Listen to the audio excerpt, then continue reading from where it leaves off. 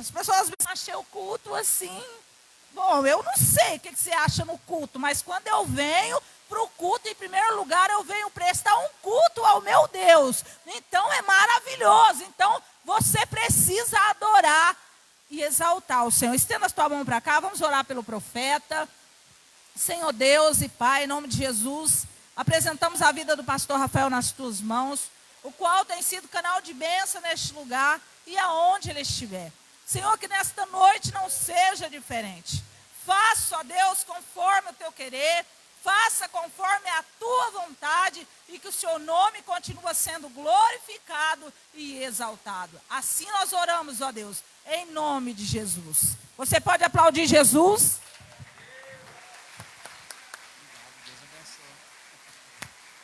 Aleluia. A paz do Senhor Jesus, igreja. Você pode se assentar, por favor. Em relação ao som e volume, todo mundo me escuta bem? Amém.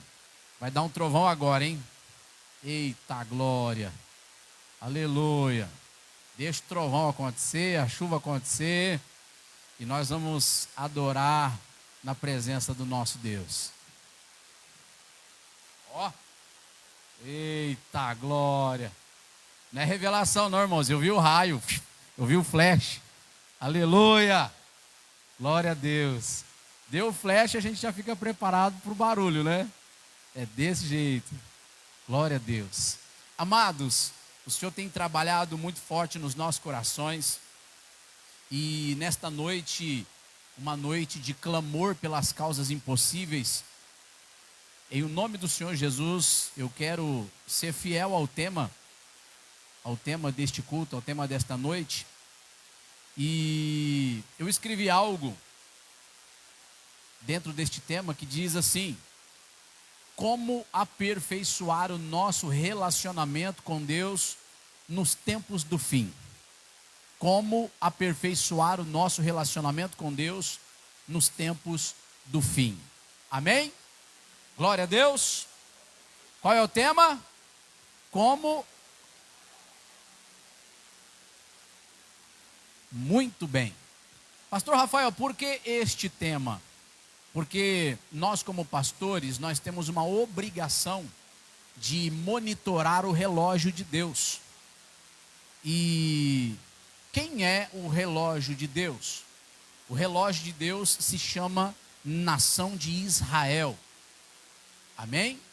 Se você quiser saber em que temporada estamos no mundo, em que temporada estamos na terra, nós precisamos olhar para o Oriente Médio. Nós precisamos olhar para Israel. Deixa-me lembrar você de algumas coisas que eu acredito que são cruciais para nós. Cruciais. Se você quer entender o Novo Testamento de uma forma completa, depois de alcançar a salvação mediante ao sacrifício de Cristo e entender os mandamentos do Senhor Jesus no Novo Testamento, é necessário irmos para o Antigo Testamento. Por quê? Para entendermos as nossas origens, entendermos o significado do Evangelho, por que espiritualmente falando Deus ele deu 2 testamentos, o Antigo Testamento e o Novo Testamento. Amém? É necessário nós darmos uma olhadinha lá atrás. É igual um dia Satanás tentando o Senhor Jesus ainda. Satanás falou assim, Jesus falou assim para Satanás: para trás de mim, Satanás. Quem lembra dessa palavra? Para trás de mim, Satanás. Aquilo que Jesus falou para o diabo, e todos sabem que Jesus não estava se referindo a Pedro. Jesus estava se referindo à influência que naquele momento estava influenciando a Pedro. Então o problema não era Pedro. Jesus é muito claro: para trás de mim, Satanás. No original nós vemos que Jesus está dizendo assim para o diabo: dá uma olhadinha lá atrás, dá uma olhadinha nas profecias passadas, dá uma olhadinha nas promessas que se seguem por causa da bondade de Deus. Dá uma olhadinha lá atrás, Satanás, e veja se tem jeito para você. porque o curso da minha vida vai continuar seguindo em vitória. O curso que eu tenho para a igreja, o andamento que eu tenho para a igreja, é um andamento de salvação eterna. Então dá uma olhadinha lá atrás, porque já está profetizado que eu vou esmagar a tua cabeça. Dá uma olhadinha lá atrás e veja que a igreja também, igual a mim, pisará serpentes, escorpiões e toda a força do inimigo. Dá uma olhadinha lá atrás, porque agora chegou o tempo em que não tem mais jeito para você. Era isso que Jesus Cristo estava falando. Então, muitas das vezes nós como igreja precisamos fazer uma visitinha lá atrás para entendermos as nossas origens, as promessas de Deus que se seguem e o espelho do Antigo Testamento para o Novo.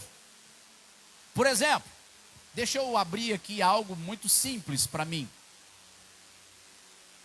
Santa Ceia, que aconteceu agora domingo, é mandamento da palavra do Senhor Jesus no Novo Testamento, quando Jesus institui a Santa Ceia, substituindo a Páscoa.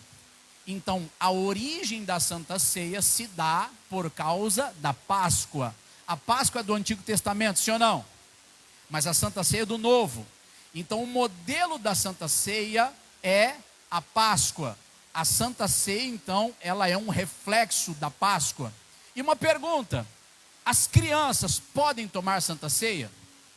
E ao se deparar com tantas igrejas e tantas doutrinas que se criaram por aí, se perdeu a base. Onde está a base da Santa Ceia? No Antigo Testamento. É dali que Paulo, em 1 Coríntios 11, extrai da Páscoa para trazer para as regras da igreja. Então veja, criança não pode tomar Santa Ceia porque não é batizada.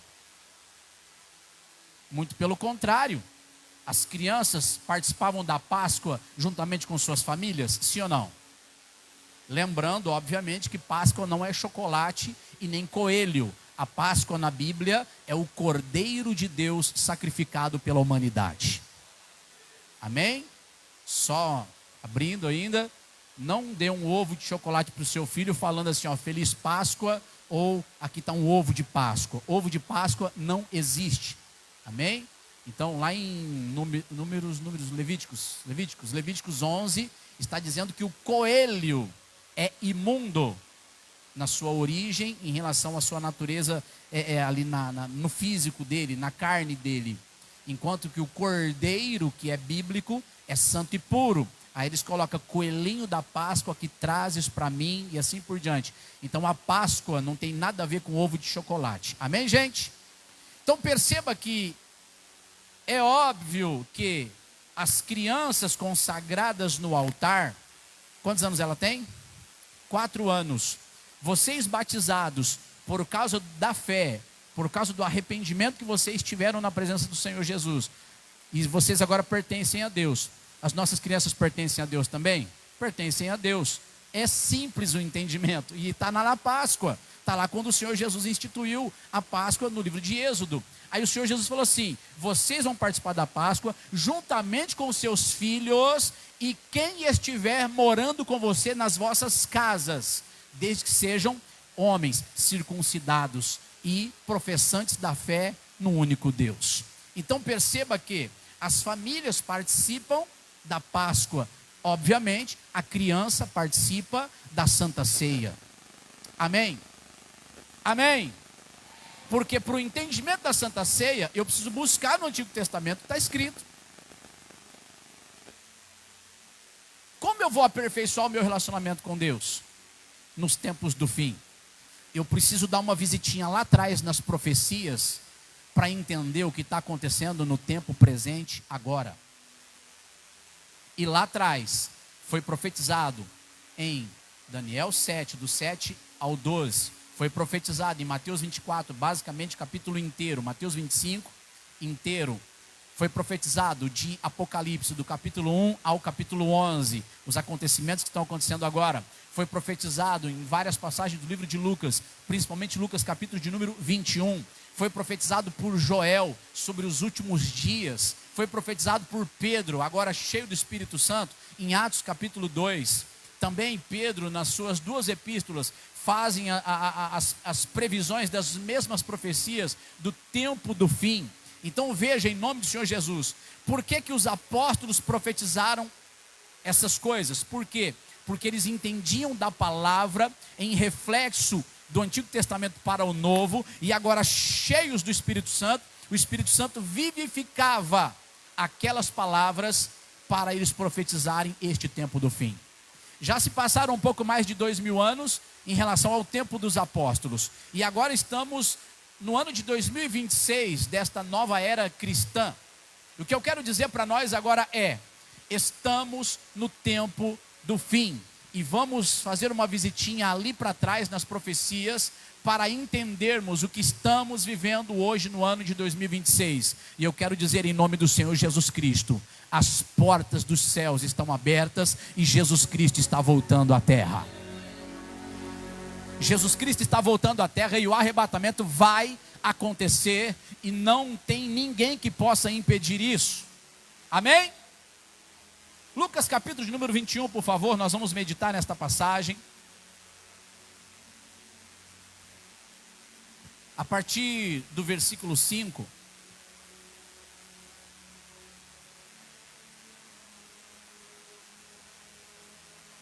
Diga assim comigo: a Bíblia é mais atual do que o jornal de amanhã.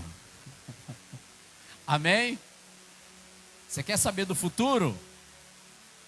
Não vai lá no vidente, não peça para ler tua mão, não vai lá no tarô, não, só lê a Bíblia. Eita, glória a Deus, aleluia. A Bíblia está mais atualizada do que o jornal de amanhã. Lucas 21, versículo 5 diz assim: e dizendo alguns a respeito do templo que estava ornado de formosas pedras e dádivas, disse: quanto a essas coisas que vedes, dias virão em que se não deixará pedra sobre pedra que não seja derribada. E perguntaram-lhe dizendo: mestre, quando serão, pois, essas coisas? E que sinal haverá quando isso estiver para acontecer?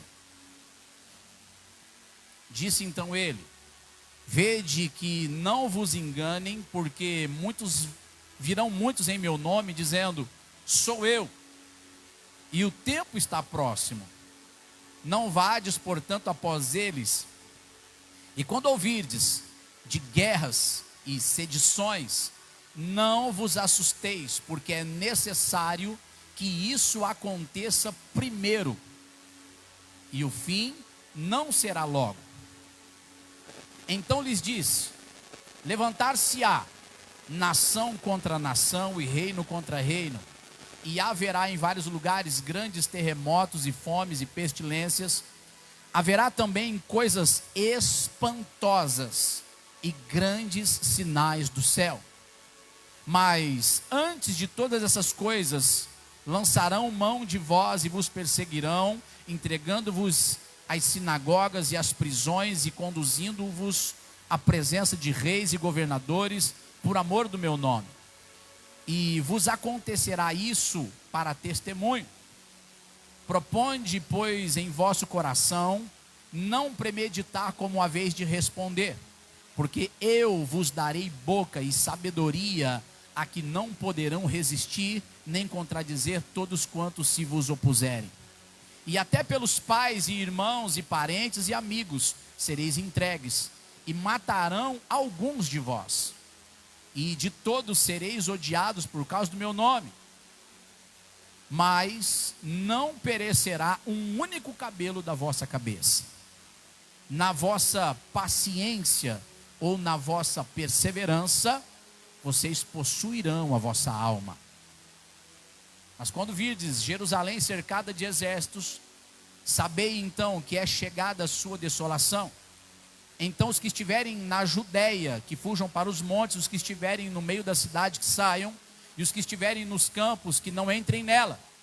Porque dias de vingança são estes, para que se cumpram todas as coisas que estão escritas.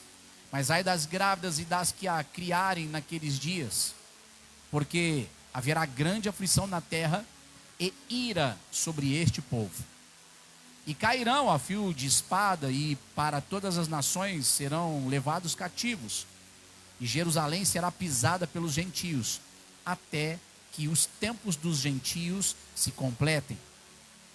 E haverá sinais no sol e na lua e nas estrelas e na terra, angústias das nações em perplexidade pelo bramido do mar e das ondas, homens desmaiando de terror na expectação das coisas que sobrevirão ao mundo, porquanto os poderes do céu serão abalados. E então verão vir o Filho do Homem numa nuvem com poder e grande glória. Ora, quando essas coisas começarem a acontecer, olhai para cima e levantai a vossa cabeça, porque a vossa redenção está próxima. Aleluia. E disse-lhes uma parábola: olhai para a figueira e para todas as árvores. Quem é a figueira mesmo na Bíblia? Diga comigo: Israel.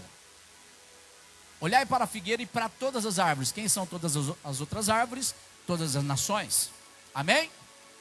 Quando já começam a brotar, vós sabeis por vós mesmos, vendo-as, que já está perto o verão. Assim também vós, quando vides acontecer essas coisas, sabei que o reino de Deus está perto. Em verdade vos digo que não passará esta geração, até que tudo aconteça. Passará o céu e a terra, mas as minhas palavras não hão de passar. E o versículo 34, para a gente encerrar, e o versículo até o 36. E olhai por vós, para que não aconteça que o vosso coração se carregue de glutonarias, de embriaguez e dos cuidados da vida, ou das preocupações da vida, e venha sobre vós de improviso aquele dia, porque virá como um laço sobre todos os que habitam na face de toda a terra. Vigiai, pois, em todo o tempo, orando, para que sejais havidos por dignos de evitar todas essas coisas que hão de acontecer e de estar em pé diante do Filho do Homem. Amém? Que leitura extensa para um culto, porque normalmente a gente lê pouco para pregar, não é? A gente lê alguns trechinhos, alguns versículos, e hoje fizemos uma leitura bastante extensa. Talvez eu ouso dizer, né, que acho que você leu mais Bíblia hoje, agora, no culto, do que você já leu no começo dessa semana. Eita, glória, cutuca alguém e fala: é para você isso daí. Já leu Bíblia essa semana? Não leu Bíblia não? Então, em nome do Senhor Jesus, nós precisamos ler, né, irmãos? Né, irmãs? Então, se você leu mais na igreja do que pela manhã na sua casa ou à noite antes de você deitar, eu acho que a gente tem que mudar algumas coisas em nós, porque a nossa redenção e a nossa salvação está mais perto agora do que quando aceitamos a fé. Irmão Leandro, que está lá em cima, né, Lê? Glória a Deus. Acha um texto para mim que diz exatamente isso. A nossa salvação está mais próxima agora do que quando aceitamos a fé. É óbvio, todo mundo está caminhando não para o seu nascimento, mas para a sua morte, ou não? Você não está caminhando para voltar para o ventre da sua mãe, tá? Nós estamos caminhando, e se a gente continuar vivendo e o Senhor Jesus não voltar, a gente vai para o caixão, vai ou não vai? O nosso espírito e alma, em nome do Senhor Jesus, para os salvos, irão para Deus. Para os condenados, infelizmente, será o inferno. Mas ninguém pode escapar desta regra. Então, até que Jesus Cristo volte e transforme o nosso corpo num corpo de glória, esta é a sentença que está sobre toda a carne. E enquanto estamos na carne, desejamos estar com Deus. Oh, louvado seja Deus. Então é óbvio que, conhecendo o tempo, conhecendo o quê? Conhecendo o tempo que é já hora de despertarmos do sono, porque a nossa salvação está agora mais perto de nós do que quando aceitamos a fé. Então, para a igreja que está em Cristo Jesus, é necessário nós entendermos que quer para a vida ou para a morte, a nossa salvação está mais perto agora do que há 5 anos atrás. Amém? Quem aqui quer ser salvo em Cristo Jesus? Amados, então esta palavra, ou o porquê desta palavra, é porque nós como pastores, nós somos obrigados a lermos a palavra. O Senhor colocou isso nos nossos lombos para que nós, com diligência, pudéssemos conduzir o rebanho de Deus até o dia de Cristo, ou pelo menos até o dia da nossa morte, caso o Senhor Jesus se demore a voltar. Eu não penso que o Senhor Jesus vai demorar, eu penso que vai ser aqui na minha geração, na nossa geração. Então nós lemos muito, nós pesquisamos muito, nós ficamos atentos com o Oriente Médio e com as coisas que acontecem lá. Por quê? Porque tudo que acontece no Oriente Médio já foi profetizado. Então perceba que desde os tempos antigos, quando Deus começa a usar a Abraão, Deus diz para Abraão: Abraão, eu estou fazendo uma aliança com você, mas entenda, Abraão, da sua descendência, quando esse povo for um povo numeroso, esse povo passará 430 anos em escravidão, escreva isso, e depois com mão forte eu trarei libertação. Então 430 anos depois, nós vemos Deus, através da vida de Moisés, tirando Israel lá da nação do Egito e trazendo para Israel essa libertação incrível, e o nome do Senhor foi glorificado. Então Deus, desde os tempos antigos, começou a tratar com essa nação. Agora, perceba que qualquer profeta que profetizou sobre Israel, sobre Jerusalém, sobre as nações, todas as suas profecias, predições, nenhuma delas caíram por terra até hoje. Nada. Se eu pego os acontecimentos bíblicos e comparo com a história mesmo, a história dos livros, seja na biblioteca do Brasil, seja na biblioteca judaica, da biblioteca do Vaticano, da biblioteca egípcia, toda a história se confirma com as profecias bíblicas. Não é interessante isso? Agora, Jesus falou: céus e terra passarão, mas as minhas palavras não hão de passar. Israel, 70 anos depois de Cristo, foi completamente assolada. 70 anos depois de Cristo, estourou uma guerra na região, entre Roma e Grécia. General Nero contra General Tito, e o pau quebrou. Grécia queria assumir novamente os territórios, porque já havia dominado desde Alexandre o Grande, coisa de 360, 400 anos antes de Cristo. Só que agora Roma dominava já por alguns anos. Eu estudei a história dos Macabeus nos livros apócrifos. Depois eu fui estudar a história de Antíoco IV para entender realmente o que era isso. Isso junto com os livros hoje de história. E se cumpriu exatamente como Cristo previu. Essa guerra estourou e arruinaram com Jerusalém. E no templo não sobrou pedra sobre pedra que não foi derrubado. 70 anos depois de Cristo. Quantos anos? Israel basicamente sumiu do mapa. E no mapa mundi, antes de 1948, no mapa, naquela região, não constava Israel, só constava Palestina. Só que em 1948, mais precisamente em 14 de abril de 1948, um brasileiro chamado Osvaldo Aranha, quando presidia as reuniões da ONU, decidiu que Israel voltaria a ser considerado como um Estado ou como uma nação. Deixa eu pedir para alguém desligar o grandão aqui. Quem tem os dons de desligar isso aqui? Algum obreiro tem? O Lucas sabe?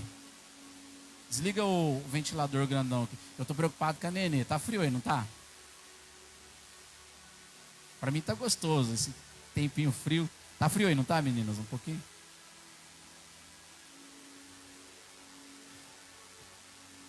Então esse brasileiro, Osvaldo Aranha, ele assinou um tratado juntamente com outros países. E Israel, desde 70 anos depois de Cristo, onde estourou aquela grande guerra e devastou a região, Israel não mais apareceu no mapa e o povo judeu foi espalhado sobre toda a terra.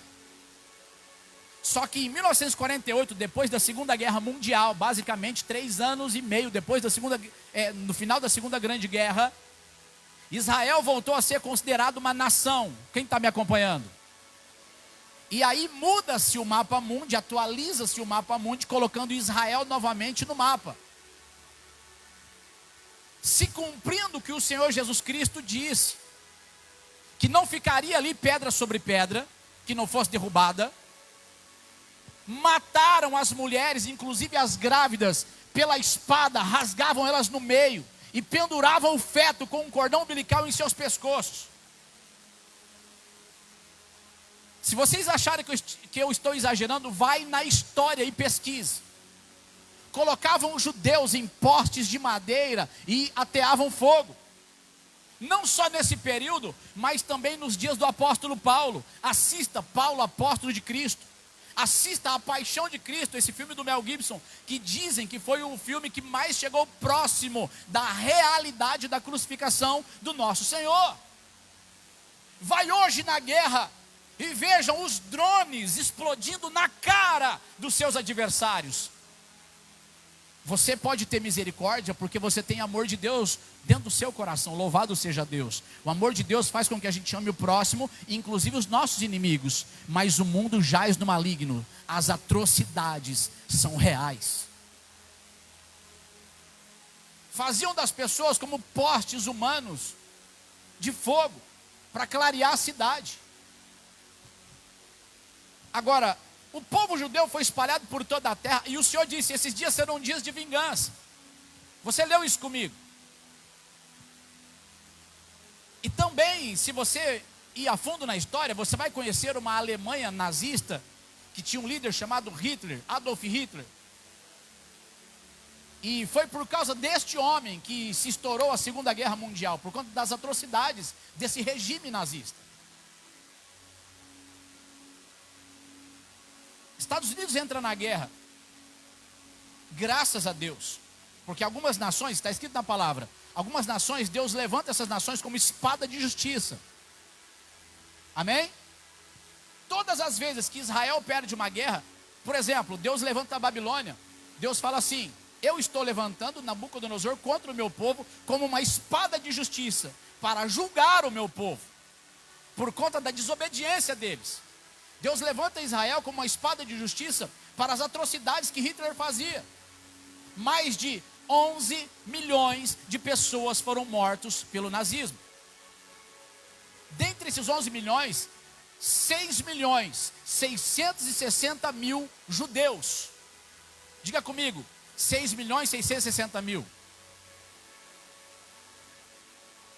Diga comigo, 666.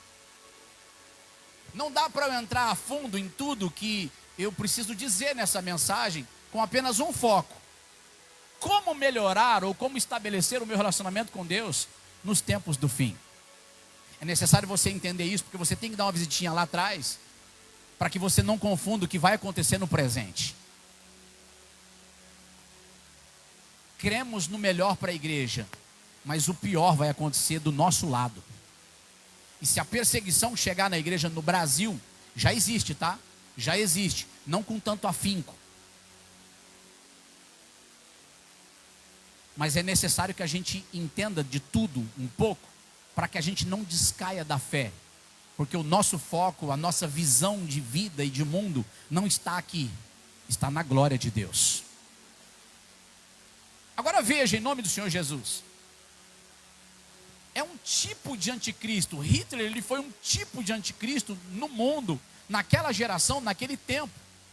Então, desde 1935, quando ele arma, e aí em 1938 estoura a guerra, e essa guerra dura até 1945, e graças a Deus, Deus usou os Estados Unidos e a Inglaterra como uma espada de justiça contra aquela violência, contra a humanidade. Ok, agora apazigua-se tudo, tem que se recomeçar. E Israel recomeça em 1948, se tornando assim, novamente um Estado judeu, uma nação.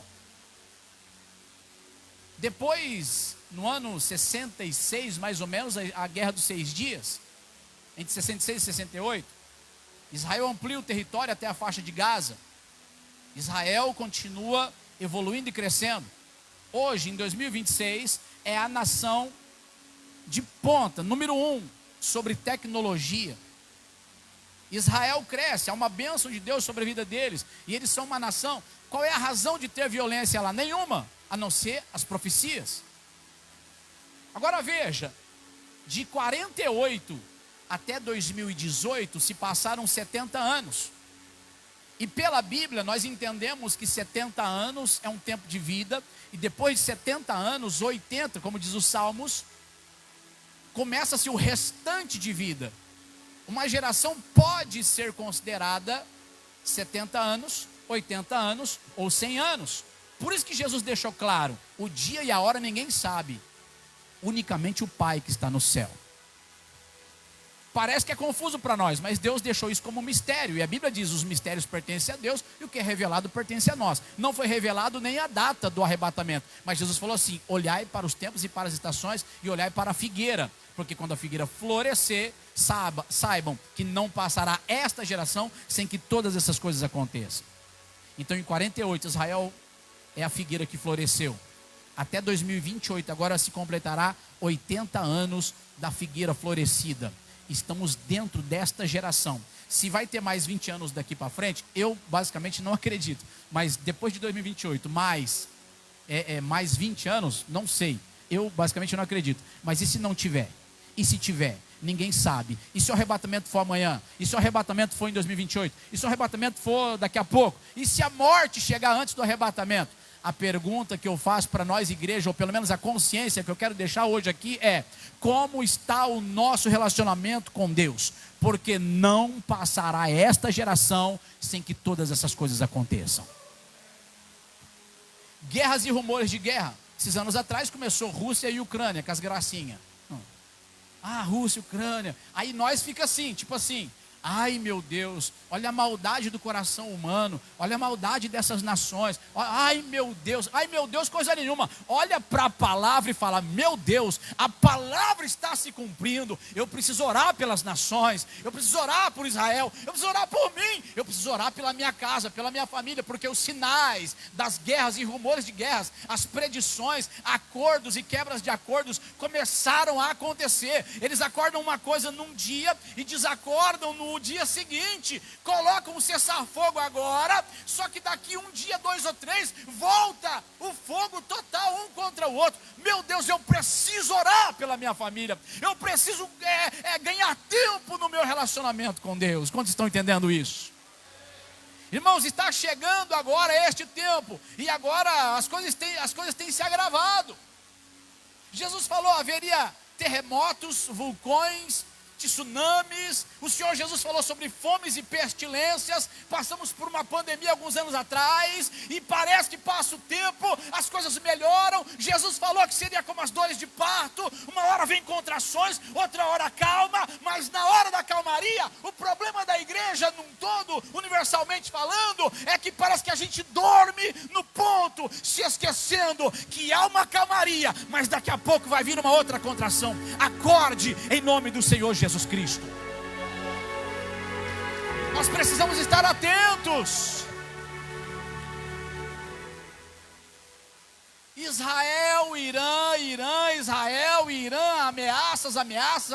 Israel falou, se vocês nos atacarem, nós atacaremos também, vamos nos defender e tal. Estados Unidos, graças a Deus agora com Donald Trump, vem lá com uma espada de justiça de novo, como um escudo ali para Israel, para tentar apaziguar a situação. Só que aí o pessoal ataca, eles reatacam de novo. Eles se defendem. O que a gente tem a ver com isso? Por enquanto nada. Reunião de hoje, tá? Reunião de hoje. Donald Trump fala assim, olha, alguns cartéis criminosos no mundo, incluindo agora Comando Vermelho e PCC no Brasil. O que o Lula faz? Vai agora, no discurso, agora, hoje, falou assim, o Brasil precisa se preparar para a guerra.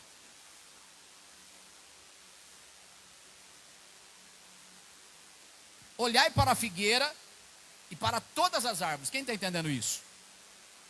Pastor Rafael, falar de política no altar, falar de política, você que acorde. A igreja vai falar sim, porque o cenário inteiro de Israel, na Bíblia, no Antigo Testamento, é político. Davi era rei, Daniel era governador, José foi governador do Egito. Leia Esdras e Neemias, você está lidando com Ciro Sanbalat e Tobias, que eram prefeitos das regiões, Esdras e Neemias, que tinham autoridade de governadores na região. Quando você lê Esdras e Neemias, você não está lendo homens aleatórios, você está lendo homens de governo, de autoridade. Daniel foi presidente de 127 províncias, 127 países. Daniel era homem de Deus, orava 3 vezes ao dia. Oh, que lindo, que maravilhoso. Quem era Daniel? Diga comigo, político. Agora, Jesus falou, olhai para as nações, e nós estamos olhando apenas para o nosso dinheiro, para o nosso bolso, se temos dinheiro ou não, se estamos pobres ou não, se estamos comendo ou bebendo, ou alcançando os nossos sonhos. Ei, o Evangelho é muito mais do que isso. O Evangelho trata da volta do Senhor Jesus sobre a terra. O Evangelho trata disso. O Evangelho trata das guerras, o Evangelho fala dos tempos e das estações, o Evangelho fala para a gente se preparar para essas coisas que viriam, para que essas coisas não nos desanimassem. Olhai e vede, não vos assusteis, vai acontecer isso, isso e isso, mas não é para vocês ficarem apavorados e até se levarem vocês presos e cativos. Ei, não tenham cuidado da vossa vida, porque nenhum do vosso cabelo perecerá. Ou seja, se você morrer em Cristo, você está salvo, mas entenda isso, olhai e vede, não vos assusteis. E outra coisa, olhai e vede, quando essas coisas começarem a acontecer, olhai para cima, porque a tua redenção está próxima.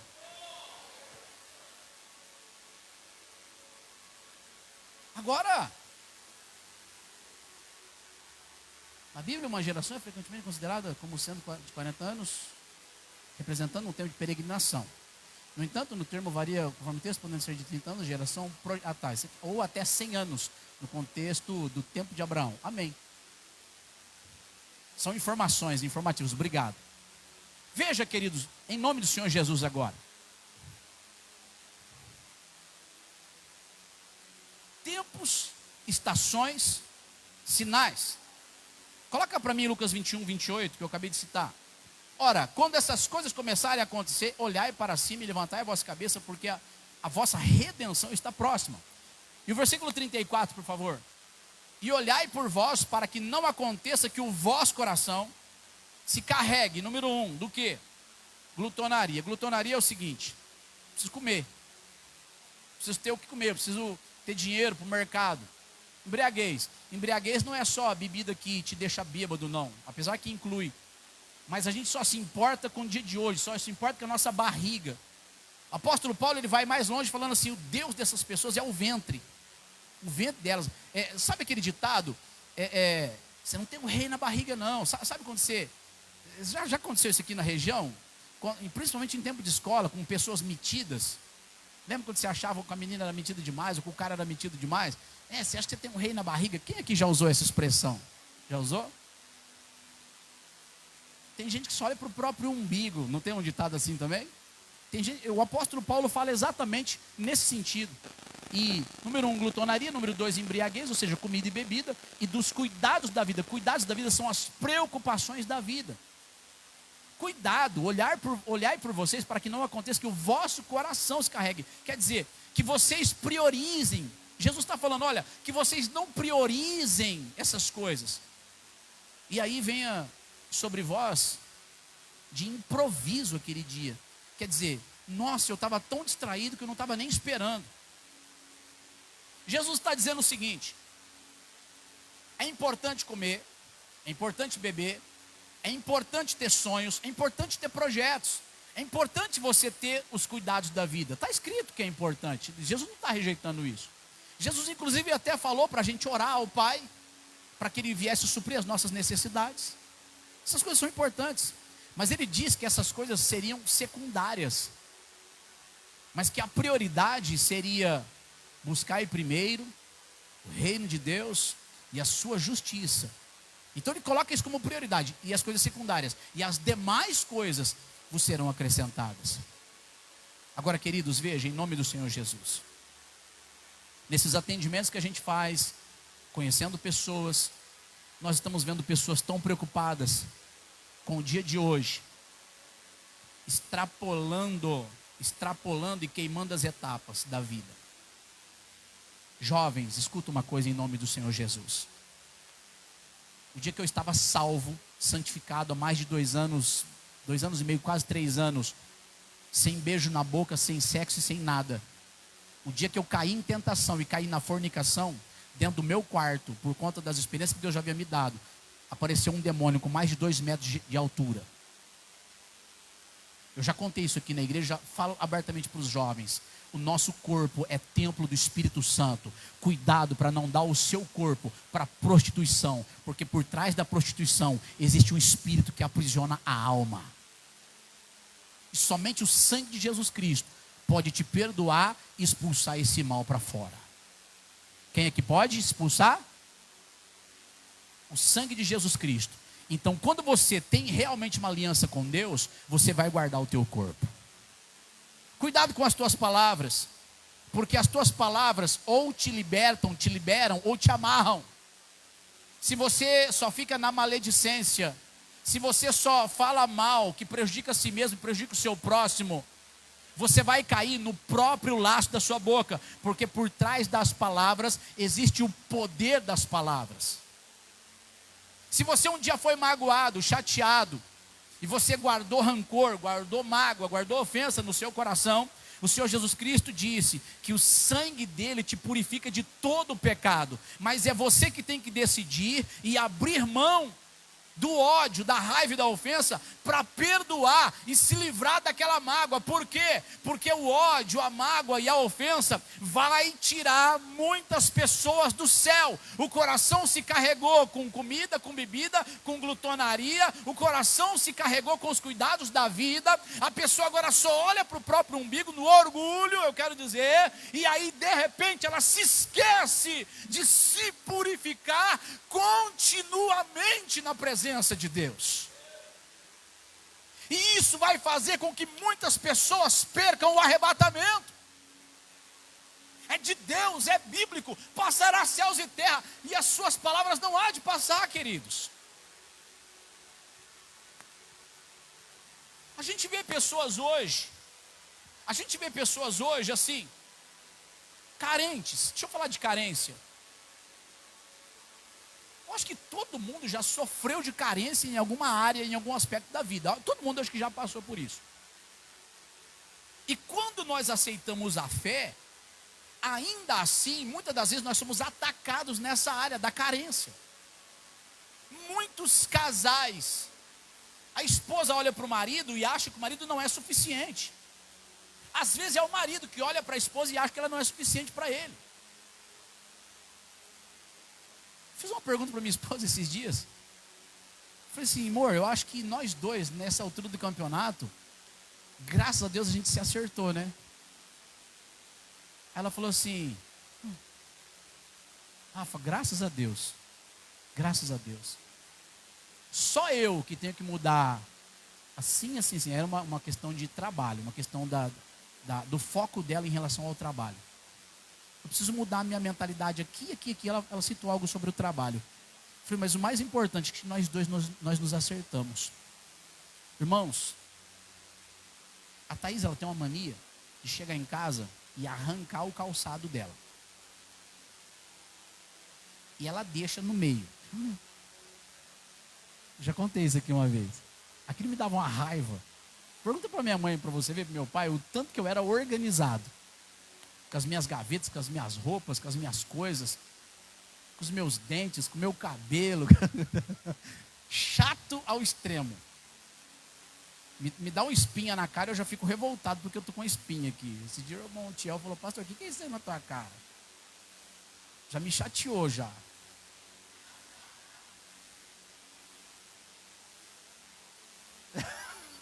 Voltou a puberdade, pastor? Tô brincando, viu, irmão Tiel? O tanto que eu era organizado. Aí eu caso com uma moça que ela tem 1 milhão de qualidades, mas tirando a roupa, mulher é assim, não sei se todo mundo é assim. Beleza. E eu tropeçava no calçado dela, quando não, minha filha pequenininha já chegou a cair por causa do tamanco dela. A tia, vocês sabem que a tia mora com a gente, a tia é especial. Falei, amor, você tem que ter juízo, poxa, coloca isso na tua cabeça, pelo amor de Deus, você vai causar um acidente, cara. Irmão, nós brigamos acho que por mais de 15 anos por conta do calçado.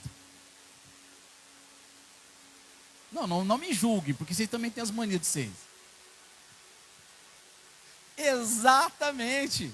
Era só pegar. O dia que eu peguei e coloquei lá no cantinho, que a gente gosta de um cantinho, não tem um cantinho das coisas? Eu coloquei lá no cantinho. Resolvi o problema. Porque ela não ia mudar, irmãos. Ela não mudou, acabou a conversa. Mas eu queria as coisas do meu jeito. E eu queria dizer isso para vocês hoje. Cuidado com querer as coisas do seu jeito. Você vai acabar perdendo pessoas de valor que já está com você. Aí depois você vai ficar se perguntando por que não deu certo, por que isso, por que aquilo. E cuidado em nome do Senhor Jesus Cristo. Por quê? Porque há um texto na Bíblia, eu vou ter que ler esse texto. Coloca para mim, por favor, 1 Timóteo. Eu não sei direito, mas está escrito assim, sobre as viúvas que se tornam levianas contra Cristo. É 1 Timóteo, né, pastor Celino? As viúvas que se tornam levianas contra Cristo. Eu quero usar só esse texto como uma referência para nós.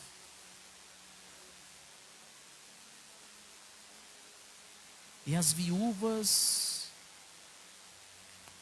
elas se tornam levianas contra Cristo. Procura esse texto, coloca na tela para mim, por favor. Que aqui eu não vou lembrar desse texto de cabeça. Eu não lembro se é 1 Timóteo ou 2 Timóteo. 1 Timóteo 5,11.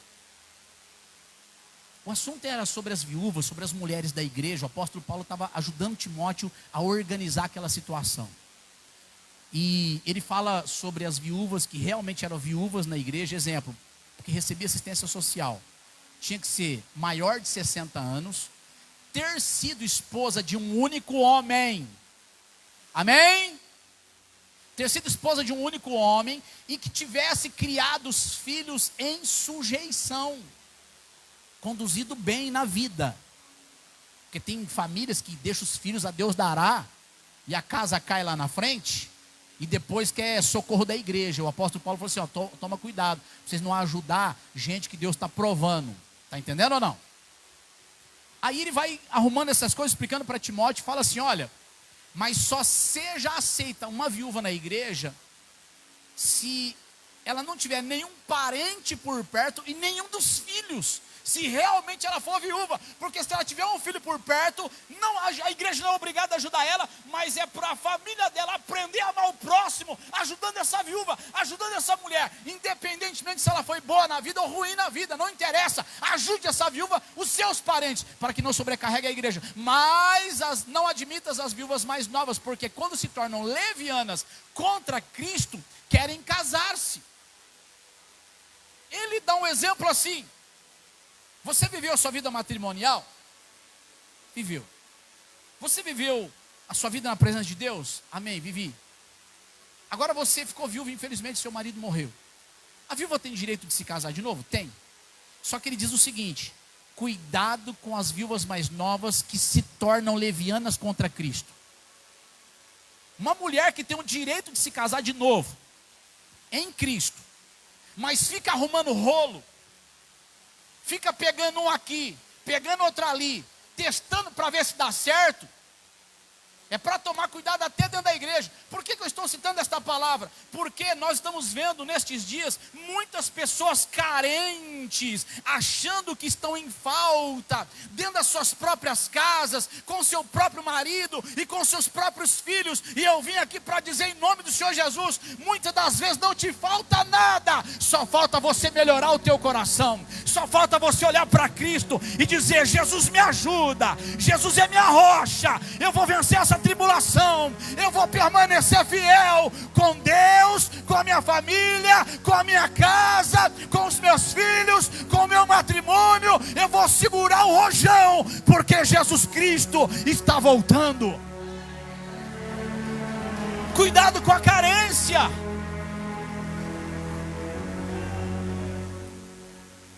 Jovens, se essa é uma palavra para uma viúva, você também tem que preservar o seu relacionamento com Deus, porque nesses últimos dias o Senhor está dizendo, relacionamento com Deus, relacionamento com Deus. Há muitas perguntas que eu tenho escutado. Coloca para mim, por favor, Lucas 18, 27.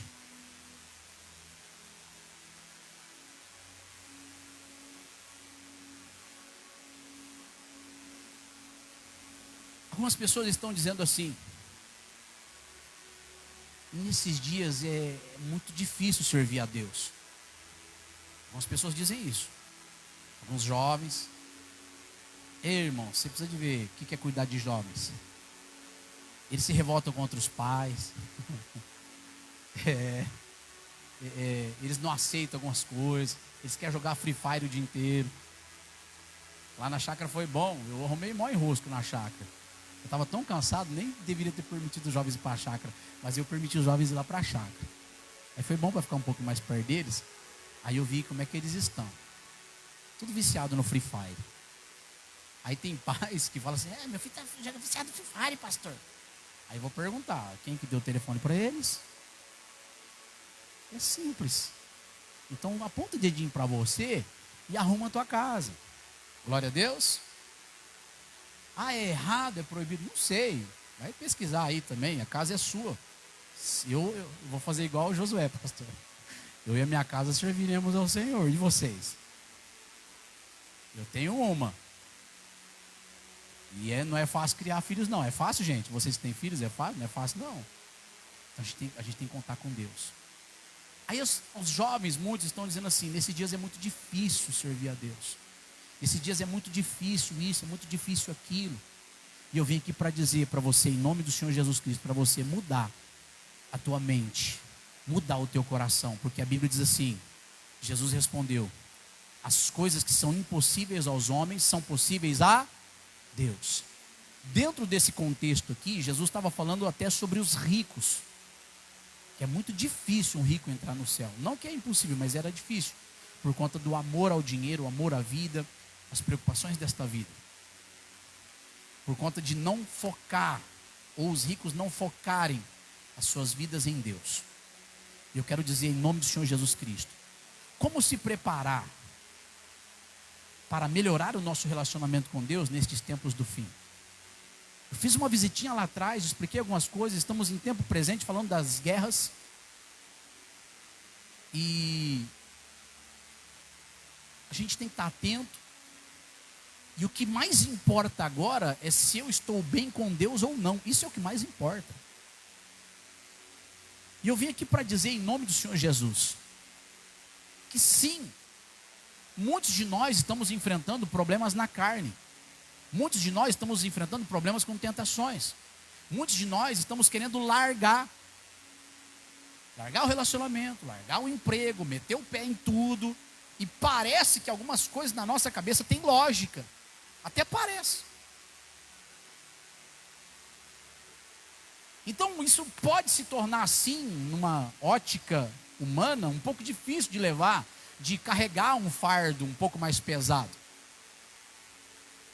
Só que o Senhor Jesus está dizendo o seguinte: para vocês que são meus, para vocês que estão na minha presença, para vocês que têm o nome escrito no livro da vida, vocês nunca andarão sozinhos, eu não vos deixarei órfãos. Jesus está dizendo o seguinte: se pelo Espírito de Deus vocês crucificarem a carne, então vocês viverão. Não somente viverão, mas viverão a vida abundante. O Senhor Jesus está dizendo: se vocês colocarem exclusivamente a fé total em mim, o que essas coisas representam como impossibilidade para vocês, essas coisas agora são possíveis para Deus. Deus está dizendo assim: se você superar a tentação, você vai ter uma experiência com o Espírito de Deus. Se você aprender a orar, a jejuar e a renunciar ao mundo, você vai ter experiência com o Espírito de Deus. Se você aprender a colocar Deus como exclusivo na sua vida, em primeiro lugar, Se você buscar o seu reino em prioridade e a sua justiça em prioridade, Deus está dizendo assim: você exultará, louvará, cantará de alegria, porque você vai descobrir que a sua graça é melhor do que esta vida. A graça dele sobre você, oh, louvado seja Deus, te dará toda a capacitação da vida espiritual que você precisa. Se Jesus é o nosso maior exemplo, vamos voltar lá para Lucas 21.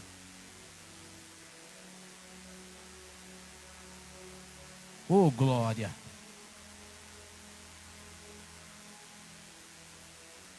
Lucas 21, versículo 37, diz assim: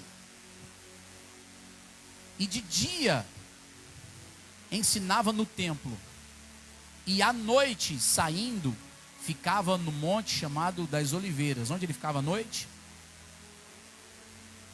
E todo o povo ia ter com ele ao templo de manhã cedo para o ouvir. Os outros textos dizem que Jesus ali orava. Nós estamos diante de uma igreja que precisa ser despertada na oração.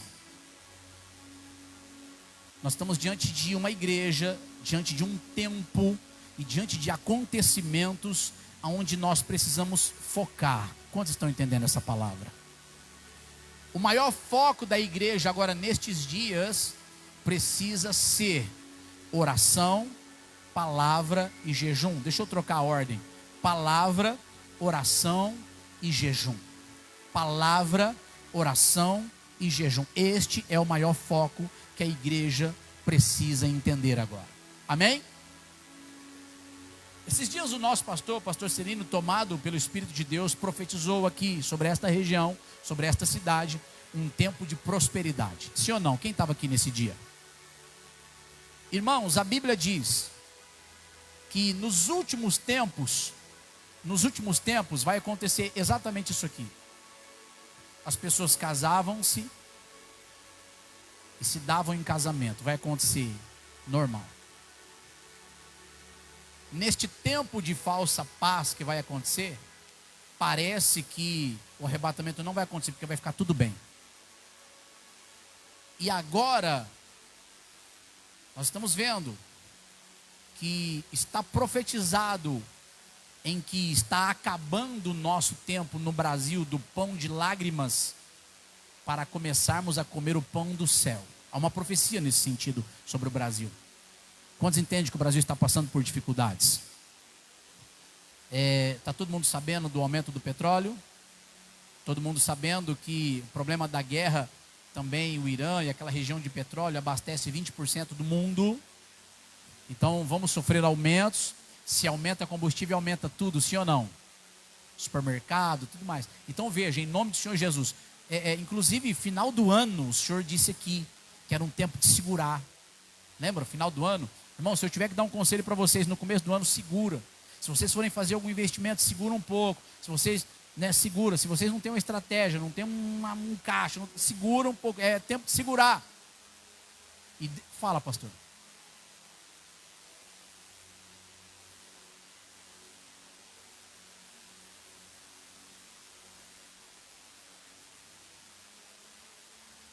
Até meio do ano. Isso aqui por inspiração do Espírito de Deus.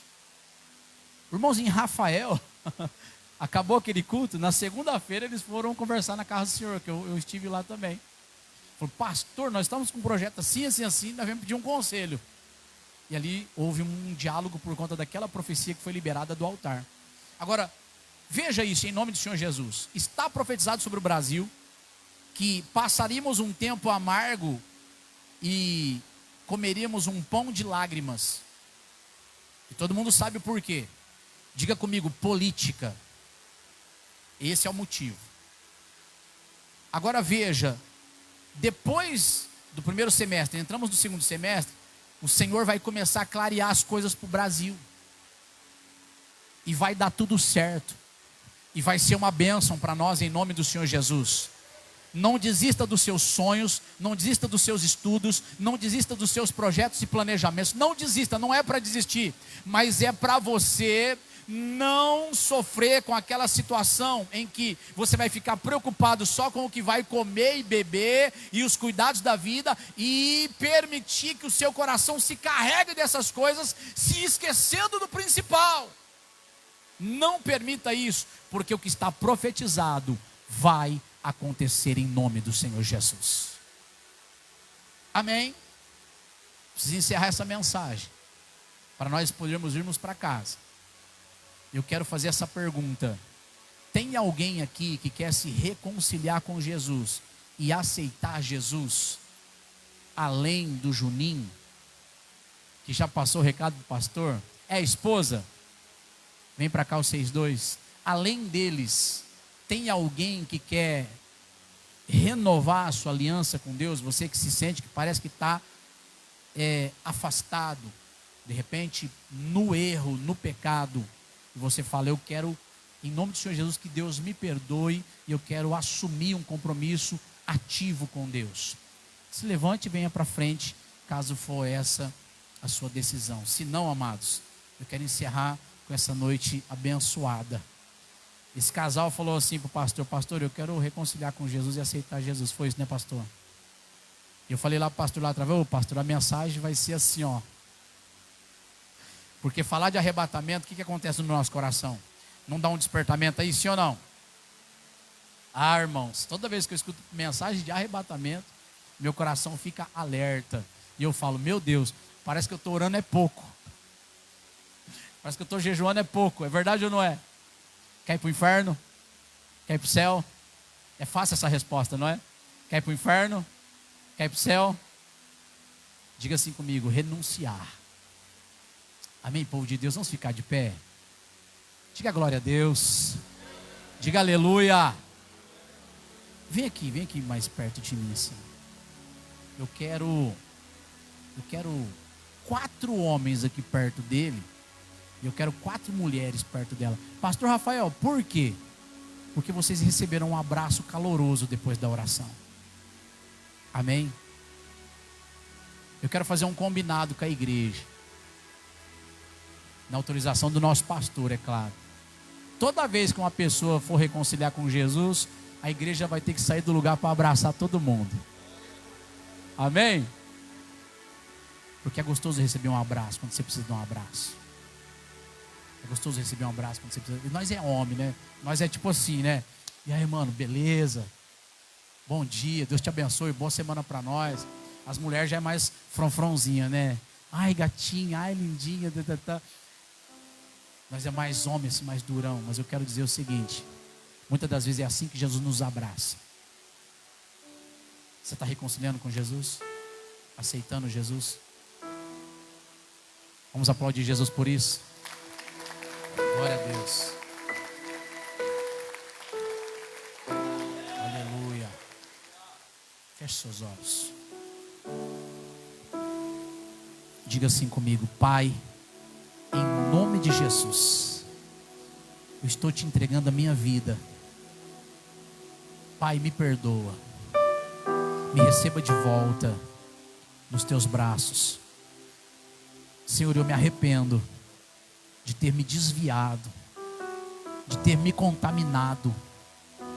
Em nome de Jesus, me perdoa. Em nome de Jesus, me receba de volta. Pai, em nome de Jesus, eu oro pela vida do seu filho. Em nome do Senhor Jesus, eu quebro de sobre a vida dele agora todo o laço do inferno.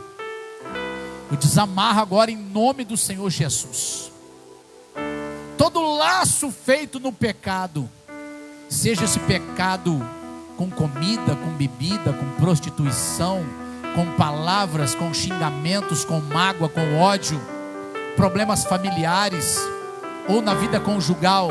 Em nome de Jesus, Satanás, solta e sai da vida dele, da casa dele. Todo o inferno que se levantou para prejudicar o futuro dele, em nome de Jesus, sai.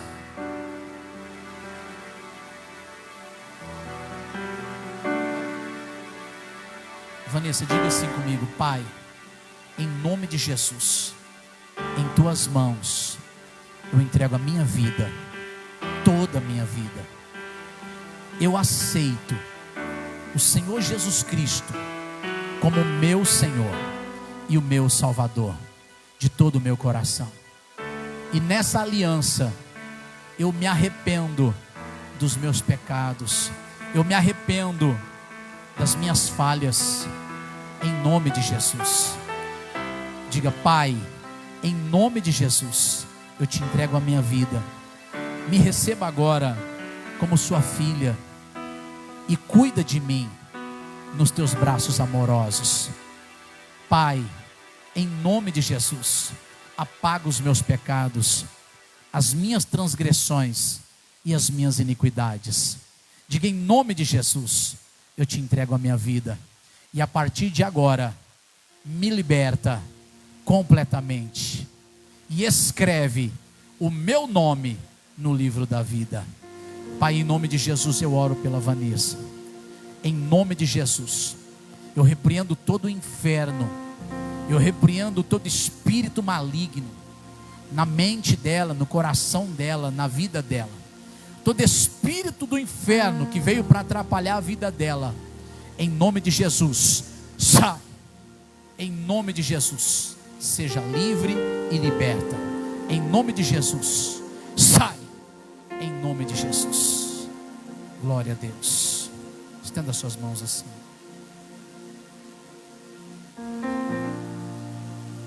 Aleluia, Jesus. Você sentiu algo passando por você e indo embora? Porque eu senti também.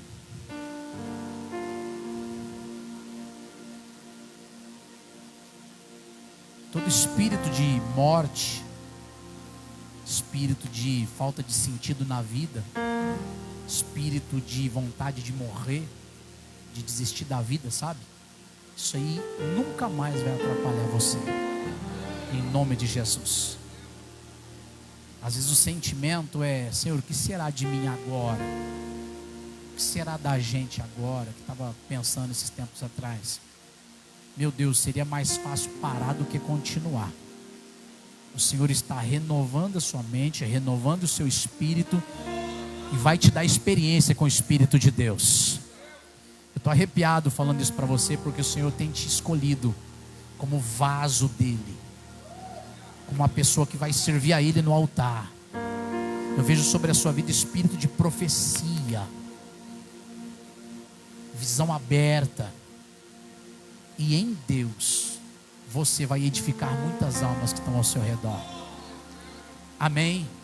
Está entendendo isso? Você vai dormir em paz, dormir tranquila. Não vai ter mais aquelas preocupações, aquelas loucuras de cabeça.